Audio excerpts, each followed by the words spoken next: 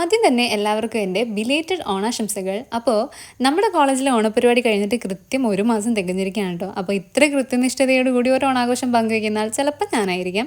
By the by, welcome to a belated കുട്ടി Onam vlog. അപ്പോൾ നമ്മുടെ ഹോസ്റ്റലിലെ ഒരു 10 പേരോളം വരുന്ന സംഘത്തെ സാരി ഉടുപ്പിച്ച ശേഷം ഞാൻ റെഡിയായി കോളേജിലെത്തിയപ്പോഴത്തേക്കും ഏകദേശം ഒരു 12 മണിയെങ്കിലും ആയിട്ടുണ്ടായിരിക്കും. അങ്ങനെ കോളേജിലെത്തിയപ്പോഴത്തേക്കും പകുതി പരിപാടികൾ കഴിഞ്ഞിട്ടുണ്ടായിരുന്നു കേട്ടോ. അവശേഷിച്ച് കുറച്ച് ഡാൻസും പരിപാടിയൊക്കെ കണ്ട ശേഷം നമ്മൾ നേരെ സദ്യ കഴിക്കാനായിട്ട് പോയി.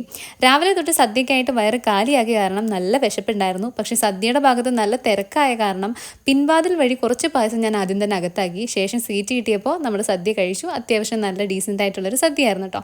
അങ്ങനെ ശേഷം നമ്മൾ ക്ലാസ്സിലേക്ക് ചെന്നപ്പോഴത്തേക്കും പലരും നല്ല ക്ഷീണത്തിലും അവശതയിലും ഒക്കെ ആയിരുന്നു സദ്യ കഴിച്ച കാരണം. മറ്റു പലരും പാതി മയക്കത്തിലും മറ്റു പലരും മുണ്ടെടുക്കുന്ന തിരക്കിലായിരുന്നു കേട്ടോ.